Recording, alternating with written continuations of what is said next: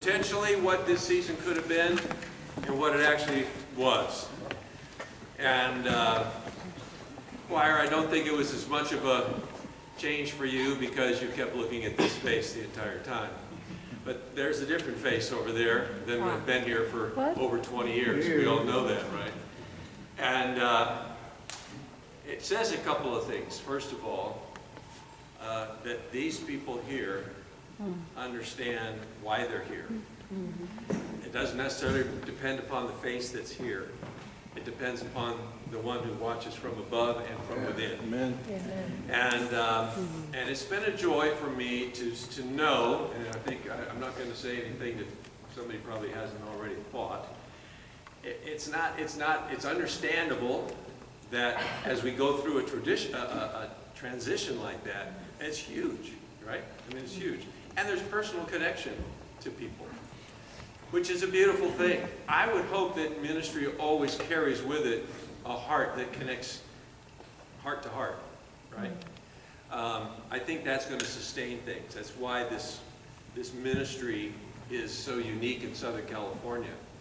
You won't find an orchestra ministry in Southern California like this unless they pay them to come in, right?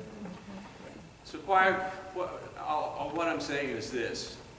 I appreciate you guys. I love you guys. I love the way you show up. I love the way you showed up tonight. I didn't think there would be that many people here tonight. And I'm hoping that same thing comes to fruition on Sunday morning. But these people have, in many cases, it's one on a part, right? So if they're missing, something's really missing. And it puts a whole lot of pressure on them to be doing this for the right reason. And not only doing that for the right reason, but then just giving themselves to this man's leadership. No matter how experienced, inexperienced, no matter how he approaches something or somebody else did it differently. So I only take this time to say, first of all, thank you to you guys. Because that's the reason we're still here. That's the reason that we still have people out here that marvel at what you do week after week after week. And at the same time, I want to thank Ryan, because that's not an easy thing to step into. When I started teaching, when I was really young, I followed a lady who had been there for a few years. And I remember the first day I walked into that classroom, and they walked into that classroom, and they were staring at me, going, so where's Mrs. So-and-so? And I said, she's not here anymore.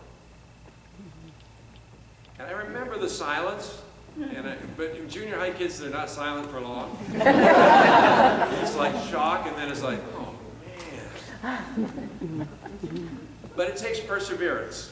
And so I thank Ryan for perseverance. I thank Ryan for just giving himself time to adapt to this. And for him to have a God who continually from within says, keep going. Keep going. Because I'm not done with you yet, and I'm not done with them yet, and we're certainly not done with you yet. Because we've always got stuff to do.